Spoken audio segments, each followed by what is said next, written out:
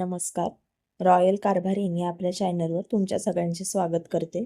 विशाल संध्या अमर्यादित प्रेम भाग 26, भाग 25 या आधीच अपलोड केलेले आहेत. संध्या सरूला म्हणाली, सरू घरी येतेस का माझ्या? सरू तिला म्हणाली, नको ग, आज संध्या मला जायला खूप उशीर होईल आणि तयारी सुद्धा भरपूर करायची आहे. आईला मदत करायची आहे, नंतर येईन. संध्याने पण तिला जास्त फोर्स नाही केलं. म्हणाली, ठीक आहे, नंतर भेटू. संध्या पण घरी निघून आली. संध्याला 6 वाजले होते येईपर्यंत. आई तिला म्हणाली, काय ग संध्या, खूप उशीर झाला यायला? संध्या म्हणाली, हो ना आई, भरपूर उशीर झाला. बाबांनी वाटेत गरम गरम भजी घेतल्या होत्या. तिची बहीण भाऊ तिला बघून पळतच आले आणि तिला मिठी मारली. तिला म्हणाले, ताई तू कधी आलीस ग? आणि असे अचानक दाजी पण आले आहेत का? संध्या म्हणाली, नाही, माझं कॉलेजमध्ये काम होतं ना, म्हणून आले आहे. आई म्हणाली, अरे तिला आतमध्ये तरी येऊ द्या. संध्या जा, आवरून घे तुझं, मी दोघांसाठी चहा ठेवते. आमच्या तिघांचा पण चहा घेऊन झाला आहे. संध्या म्हणाली, हो आवरते. बाबा आईला म्हणाले, गरम गरम भजी आणले आहेत, खाऊन घ्या, नाहीतर गार होतील. संध्याने चहा पिला. चहा प्यायला घेतला आणि त्याच्यासोबत मस्त गरम गरम भजी खाल्ली. आई संध्याला म्हणाली, जावई बापू काय म्हणाले ग? ते म्हणाले का घे इथे ॲडमिशन म्हणून?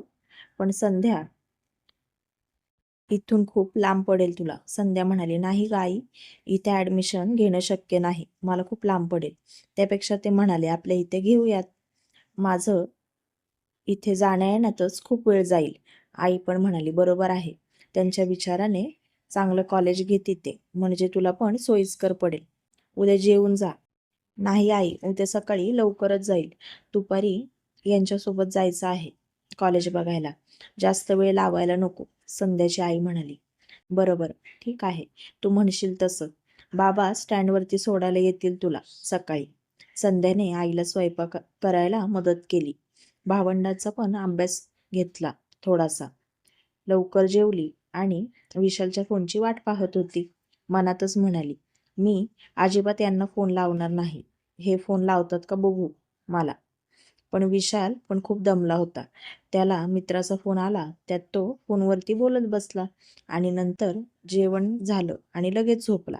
संध्याला फोन लावलाच नाही. संध्या थोडीशी मनात नाराज झाली आणि म्हणाली, मी शिकत आहे म्हणून यांना टेन्शन आलं का काय?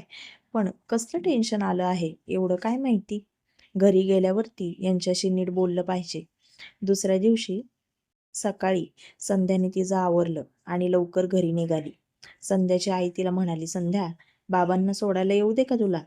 एकटी जाऊ नकोस. आहो तुम्ही सोडा तिला. बाबा पण म्हणाले, संध्या चल मी पण येतो तुझ्यासोबत. संध्या म्हणाली, बाबा अहो कशाला, आपल्या गावामध्ये एस मध्ये पण किती गर्दी असते माहीत आहे ना तुम्हाला. मी जाईल की व्यवस्थित, पोचल्या पोचल्या तुम्हाला फोन लावेल. उगाच तुम्ही दगदग करू नका. येताना मी आले ना सुखरूप, जाताना पण तशीच जाईल. नका टेन्शन घेऊ तुम्ही दोघे. बाबा संध्याला एस टी स्टँडपर्यंत सोडायला गेले. संध्याला लगेच बस भेटली. जास्त गर्दी नव्हती बसमध्ये आणि सकाळचा प्रवास एकदम छान झाला तिचा. संध्या विशाल ड्युटीवर जायच्या आत मध्ये घरी आली. विशालला संध्या नव्हती म्हणून थोडंसं चुकल्यासारखं वाटत होतं. त्याने तिच्या बाबांना फोन लावला. संध्या निघाली का? बाबा म्हणाले, अहो सकाळीच निघाली आहे ती, आली पण असेल स्टँडवर आत्तापर्यंत, येईलच घरी अर्ध्या पाऊण तासात. असं म्हणणार इतक्यात संध्या दारामध्ये हजर होती आणि त्याला तिच्याकडे पाहून बरं वाटलं. बाबांना म्हणाला, बाबा संध्या आली आहे आत्ताच घरी. संध्याने त्याच्याकडे फोन मागून घेतला. बाबांना म्हणाले, बाबा मी आत्ताच घरी पोहोचले आहे. बाबा तिला म्हणाले, अगं जावई बापूंना बोलवायचंच की स्टँडवर, आले असते तुला आणायला. संध्या त्यांना म्हणाली, नको बाबा, आले मी माझी. बरं ठेवू का आता फोन? आईला पण सांगा. आणि संध्याने फोन ठेवला. विशाल तिथेच उभा होता. तिला म्हणाला, काय मग, मला फोन नाही का लावता येत? सकाळी निघाल्यावर आलो नसतो का तुला न्यायला? बसमध्ये बसल्यावर बाबांचा फोन होता ना, तेव्हा लावायचा मला फोन. आलो असतो ना घ्यायला तुला. संध्या त्याला म्हणाली, काही नको, आले ना माझे मी. आणि ती पुढे काय बोलणार इतक्यात ती बाथरूममध्ये निघून गेली. विशाल मनातच म्हणाला, काल फोन लावत होती आणि घेतला नाही म्हणून रागवली आहे का काय माझ्यावर. संध्या तिचं आवरून पटकन बाहेर आली आणि विशालला म्हणाली, तुम्हाला काय हवं आहे का. विशाल तिच्या जवळ जात म्हणाला, हवं आहे ना बायको. माझ्या बायकोच्या चेहऱ्यावरचं हरवलेलं हसू हवं आहे मला. विशालने तिला मागून पटकन मिठीत घेतलं. त्याला म्हणाले, दुपारी किती वाजता जायचं आहे ऍडमिशन करायला.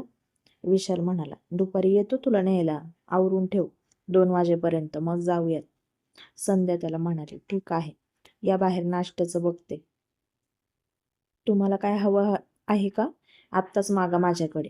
विशालने तिच्यासमोर त्याचा शर्ट झटकला आणि म्हणाला, काही नको, आवरतो मी आणि येतो बाहेर. संध्या बाहेर आली तिचं आवरून, तर वहिनी किचनमध्ये होत्या. संध्याला त्यांनी विचारलं, काय ग संध्या, झालं तुझं ॲडमिशन. संध्या म्हणाली, इथे घेईल ॲडमिशन मी, कारण की कॉलेज खूप लांब पडेल ना मला आणि एवढं येण्या जाण्यामध्ये खूप टाईम जाईल, त्याच्यामुळे नाही घेतलं. विशाल बाहेर आला आणि संध्याला म्हणाला, संध्या मला लवकर नाश्ता दे. संध्या वहिनींना म्हणाली, वहिनी तुम्ही नाश्ता केला आहे ना. वहिनी तिला म्हणाल्या, नाही ना संध्या, अगं नाश्ता झाला नाही, मी उशिरा उठले ना. आई किचनमध्ये आल्या. संध्याला म्हणाल्या, संध्या अगं कधी आलीस तू. संध्या म्हणाली, आई आले सकाळीच. संध्या म्हणाली, ठीक आहे वहिनी, काही हरकत नाही, मी बनवते पटकन काहीतरी. विशालने परत संध्याला आवाज दिला, संध्या मला नाश्ता लवकर आणून दे. संध्याने दूध गरम होतं ते ग्लासात ओतलं आणि विशालला 2 खारका आणि दूध नेऊन दिलं.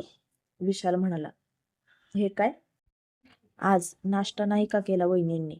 संध्याने त्याच्यासमोर नकारार्थाने मान हलवली आणि त्याला म्हणाली, आहो मी बनवते ना पटकन काहीतरी तुमच्यासाठी. विशाल तिला म्हणाला, राहू दे, मला आता वेळ नाही, 2 वाजेपर्यंत घरी येतो, तो आवरून ठेव. विशाल न खाताच गेला म्हणून संध्याला थोडं वाईट वाटलं आणि मनातच म्हणाली, मी जर नसेल ना तर खूप हाल होतील यांचे. 1 दिवस नव्हते तर नाश्ता सुद्धा भेटला नाही. संध्याने सगळ्यांसाठी नाश्ता केला पण स्वतःने खाल्ला पण नाही. तिने जेवणाची सगळी तयारी केली पटपट, बरंच काम करून ठेवलं. विशाल यायची वेळ झाली. सगळ्यांना जेवायला वाढलं. आई आप्पांसाठी न्याहारी पाठवून दिली शेतात आणि संध्या विशालची वाट पाहत बसली. वहिनी तिला म्हणाले, संध्या अगं बस की तू पण, जेवून घे. संध्या म्हणाली, नाही वहिनी, ते येतील ना आता, त्यांच्यासोबत बसेल मी जेवायला, तुम्ही जेवून घ्या. तेवढ्यात विशाल पण आला. त्याला पाहून संध्याला आनंद झाला. आल्या आल्या तिला म्हणाला, संध्या लवकर जेवायला वाढ, चल जेवू आणि पटकन निघूयात. संध्याने जेवण पटकन गरम केलं. विशाल बाहेर आला तसं संध्याने लवकर त्याला ताट वाढलं. विशाल तिला म्हणाला, तुझं झालं असेल ना जेवण. संध्या हळूच म्हणाली, तुमच्या घशाखाली घास उतरल्याशिवाय माझ्या घशाखाली कसा उतरेल. विशालने हळूच तिचा हात पकडला आणि तिला म्हणाला, मोठ्याने बोल की, मला ऐकू जाईल असं. एवढा फुगा कशाने फुगला आहे माझा, रागाने फुगला आहे का नुसतंच हवेने फुगला आहे. कशाने पण फुगू दे, रात्री अशी पिन मारतो ना, या फुग्याला फोडूनच टाकतो. संध्याला आता थोडंसं हसायला आलं पण तिने अजिबात चेहऱ्यावर दाखवून दिलं नाही, नुसते ओठावर ओठ दाबत होती. विशाल तिला म्हणाला, हसायला येत असल तर हसावं माणसाने बिंदास. हसण्यात पण एवढा कंजूसपणा करतात बाबा काय काय लोक. असं विशाल तिच्याकडे तिरक्या नजरेने पाहत म्हणाला. संध्या त्याला म्हणाली, जेवण लवकर, जायचं आहे ना. विशाल म्हणाला, हो हो जायचं आहे. बरं संध्या, तुझे डॉक्युमेंट सगळे आठवणीने घे बरं का, नाहीतर काही राहायला नको. संध्या म्हणाली, हो सगळे डॉक्युमेंट घेतले आहेत मी. विशाल आणि संध्या दोघे पण निघाले. कॉलेजमध्ये पोहोचले. विशाल तिला म्हणाला, संध्या तुझे डॉक्युमेंट आहेत ना, त्याची एक्स्ट्रा झेरॉक्स जवळ ठेव. संध्याने सगळ्यांच्या एक एक झेरॉक्स काढून आणल्या पटकन. विशाल ऑफिसमध्ये गेला होता. कुठली साईड घ्यायची याचं जरा डिस्कशन करत होता. पण संध्याला जे शिकायचं आहे तेच तिला शिकवायचं असं त्याने ठरवलं. आपलं मत तिच्यावर लादायचं नाही. संध्या आली तशी विशाल तिला म्हणाला, संध्या, तुला कुठली साईड घ्यायची आहे ती घे. ॲडमिशन ओपन आहे आणि तुला जरी सायन्स साईड पुढे घ्यायची असली तरी तू घेऊ शकतेस. कारण की तुझे टक्केवारी बघून तुला लगेच इथे ॲडमिशन भेटून जाईल या कॉलेजमध्ये. संध्या म्हणाली, अहो, मला आर्ट्स साईड घ्यायची आहे. विशाल थोडासा हसला आणि तिला म्हणाला, संध्या, अगं, आर्ट्स साईड घ्यायची आहे का तुला? संध्या म्हणाली, हो, कारण की मला डिग्री हवी आहे म्हणून शिक्षण पूर्ण करणार आहे आणि पुढे मला तुम्ही फॅशन डिझायनिंगचा कोर्स लावायचा. विशालला आता थोडंसं हसायला झालं. विशाल तिला म्हणाला, संध्या, त्यापेक्षा कॉमर्स साईड घे ना तू. म्हणजे पुढे जरी तुला जॉब करायचा असला तरी तू जॉब करू शकतेस. संध्या म्हणाली, अजिबात नाही. मला स्वतःचा बिझनेस करायचा आहे. मला जॉब वगैरे करायचा नाही. तुम्ही करताय ना ड्युटी, ती खूप आहे. आपण फक्त दोघेच राहणार नाही. पुढे जाऊन आपला संसार वाढणार आहे आणि मला बिझनेसमध्ये इंटरेस्ट आहे. तुम्ही घ्या ना मला आर्ट्सला ॲडमिशन. विशाल म्हणाला, बरं बाई, ठीक आहे, तू म्हणशील तसंच होईल. पण संध्या, अजून एकदा विचार कर. आणि फक्त कॉलेजच नाही, तुझा नवरा तुला फॅशन डिझायनिंग पण शिकवेल बरं का. संध्याला आता विशालला किस करूसं वाटत होतं. पण काय करणार, दोघे पण पब्लिक प्लेसमध्ये होते म्हणून तिने फक्त त्याच्या हातात हात घातला आणि त्याला बिलगली. विशालला म्हणाली, खरंच शिकवाल ना, का कालसारखे रुसून बसाल माझ्यावरती? विशाल तिला म्हणाला, माझी लाडूबाई, तुझ्यावर मी रुसलो नव्हतो ग, फक्त थोडासा विचार करत होतो. पण तू काळजी करू नकोस. तुझं हे कॉलेज माझ्या पोलीस स्टेशन पासून फक्त 10 मिनिटाच्या अंतरावर आहे. तू फक्त तुझ्या नवऱ्याला आवाज दे इथून, तुझ्यासाठी धावत येईल तो. संध्या त्याला म्हणाली, अहो, माझ्याकडे बघणार तरी कोण आहे? एका पोलिसाची बायको आहे मी. माझ्या नादाला कोणी लागणार नाही. माझा अभ्यास आणि मी बरी. विशाल म्हणाला, बरं, मला माझ्या बायकोवर पूर्ण विश्वास आहे. संध्या, आर्ट्सचा फॉर्म घेऊन येतो. नक्की विचार केला आहेस ना तू? का आणखीन दुसरं काही शिकायचं आहे तुला? या कॉलेजमध्ये भरपूर काय काय आहे. संध्या म्हणाली, नको, मला आर्ट्स साईडच घ्यायची आहे. विशाल म्हणाला, बरं, ठीक आहे, तू म्हणशील तसं. विशालने संध्याचं ॲडमिशन करून घेतलं त्या कॉलेजमध्ये. 10 दिवसांनी कॉलेज चालू होणार होतं. विशाल संध्याला म्हणाला, संध्या, झालं ना तुझ्या मनासारखं? संध्या त्याला म्हणाली, फक्त माझ्याच मनासारखं झालं का? तुमच्या नाही झालं?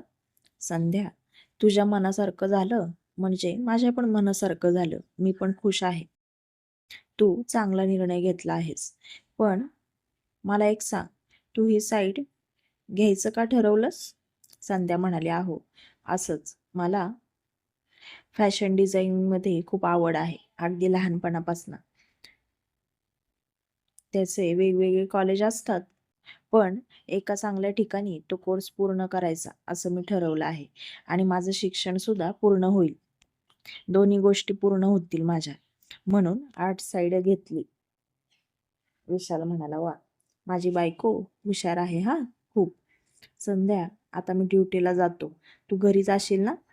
संध्या मागून त्याला मिठी मारत म्हणाली, काय हो, तुम्ही ड्युटीला चालला आहात, पण तुम्ही वर्दी घालून तर आला नाहीत. विशाल तिला म्हणाला, अगं, आता मी ड्युटीवरच आहे. तुझ्या ॲडमिशनचं काम होतं म्हणून आलो होतो. संध्याने थोडासा चेहरा बारीक केला आणि त्याला म्हणाली, आज नका ना जाऊ. एकतर 2 दिवस नीट बोलला सुद्धा नाही आहात माझ्यासोबत. संध्या, फक्त बोलायचं नाही आहे, काहीतरी करायचं. संध्या त्याला म्हणाली, तुम्हाला तेवढंच दिसतं. बायकोसोबत प्रेमाने बोलायचं, तिला समजून घ्यायचं. हे केलं का त्या दिवशी तुम्ही? विचाराने डोकं भणभणायला लागलं होतं माझं. विशाल तिला म्हणाला, का गं, मला भीती वाटत होती तुम्ही मला शिकवणार आहात का नाही, कारण की तुमच्या मर्जीविरोधात मला काही करायचं नाही. लक्षच नव्हतं लागत माझं. विशाल तिला म्हणाला, संध्या वेडी आहेस का तू? मी थोडासा वेगळा विचार करत होतो. संध्या हळूच त्याच्या कानात म्हणाली, कसला वेगळा विचार करत होतात आता? हेच ना, माझी बायको आता कॉलेजला जाईल, मग तिला कोणीतरी संध्या पुढे काय बोलणार इतक्यात विशाल तिला म्हणाला, शांत बस, मार खाशील आता. संध्या त्याला म्हणाली, मला वाटलंच होतं हाच विचार तुम्ही करत असणार, पण एक लक्षात ठेवा, ही संध्या सुद्धा खानदानी आहे आणि मरेपर्यंत फक्त या विशालची आहे. दुसऱ्या कुणाकडे डुंकून सुद्धा ती बघणार नाही. परत विनाकारण असा संशय घेतला ना माझ्यावर, तर बघा मग. विशाल तिला म्हणाला, सॉरी ग माझी लाडूबाई, चुकलो, माफ कर ना तुझ्या वेड्या नवऱ्याला. संध्याने त्याला मिठी मारली आणि म्हणाली, केलं माफ तुम्हाला, परत असं वागायचं नाही माझ्यासोबत, कळलं? मनात असलेलं बोलत जा की माझ्याशी, उगाच गैरसमज वाढतात मग. विशाल म्हणाला, हो ग माझी बाय, आता तुझ्यापासून काहीच लपवणार नाही, जे काय मनात असेल ते बोलत जाईल तुझ्यासोबत.